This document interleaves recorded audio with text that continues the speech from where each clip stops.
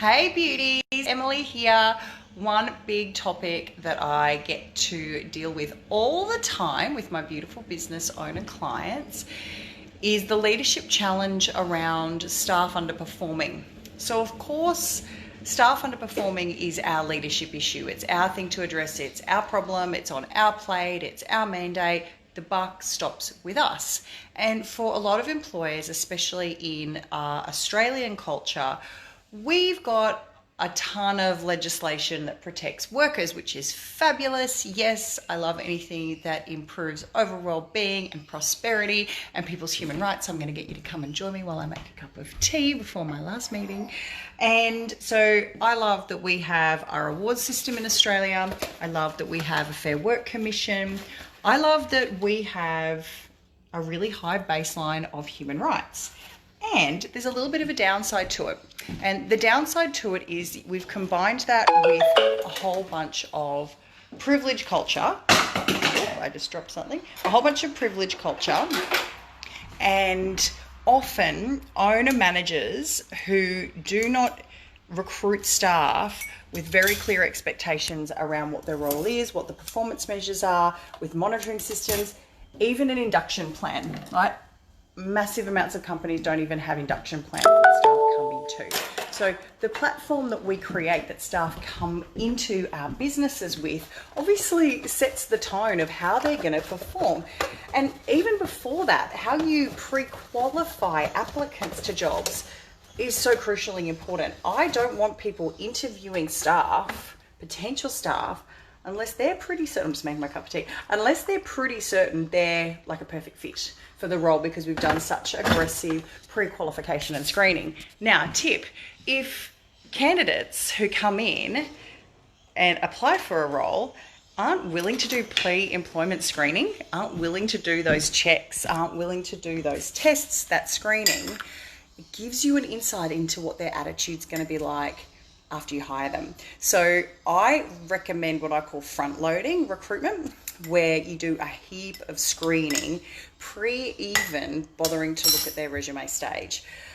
Nothing more exhausting than looking at a billion resumes. So first of all, how we bring staff into the business, how they're set up to perform, how their performance monitored, supported, inducted, all has a big impact on their ability to succeed in the role.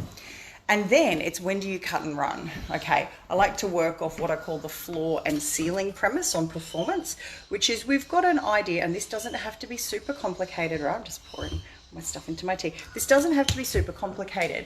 I need a baseline of performance expectation, okay?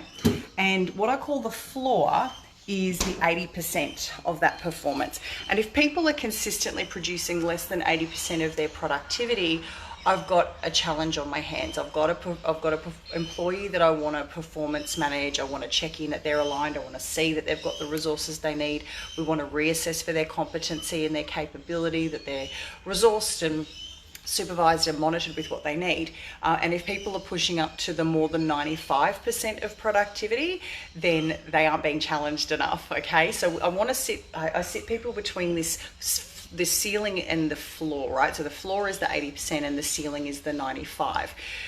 So like I said, I don't bother performance managing people unless they fall under the 80% or they are causing cultural issues, interpersonal issues with other staff. And, interpersonal issues are the majority of issues with performance management.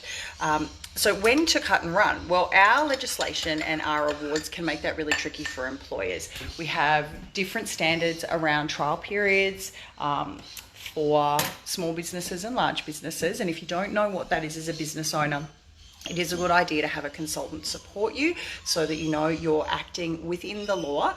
And then there becomes the thing of, even when people are outside the trial period, then what we're looking at is how do you ensure that they get moved along respectfully, that their performance monitored in a way that allows them to close a skill gap if they have a skill gap, or if there is interpersonal conflicts or they're not a values match to their company, that process is done respectfully, legally, and the employee gets the opportunity to make the choice about whether they're there or not without any coercion, without any manipulation.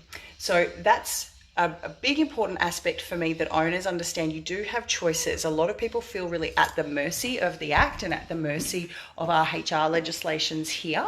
And, you know, I've had the great pleasure of having very close people in my life be HR experts in my family and also in my immediate business network and business partners. And they are amazing people doing amazing things. But the basics and the guts of these employee conflict issues is they just have to be followed with a process. And you do not need a HR specialist to do that. So staff are underperforming consistently. You've got issues around, like, you know, under the 80% expectations that have been communicated to them. If you've got these cultural dynamic issues where someone causes issues with other employees, or they're toxic in some way and that they really don't want to be there and then they're making it hard for themselves and everybody else, I do recommend you get an expert in to guide and govern that process to save you the incredible amount of time, energy, effort, and cash that dealing with a Fair Work undismissal claim can bring. And that's just one aspect of strong leadership, right? Making sure the right conversations at the right time happen, that's documented, that everything's respectful, and that people get to move along if they don't belong in your company anymore. All right, I'm going to jump into my last meeting. Thank you all for joining me on this live. It is a big fear point, and I want to restore the experience of confidence and power and choices that we have as business owners around, if I have the wrong people, making sure they don't stick around. I've seen staff ruin businesses and drive them into the ground. And let me tell you, if you feel like your hands are tied behind your back in terms of your employee choices, there are always choices. All right, talk to you soon, lovies. Bye.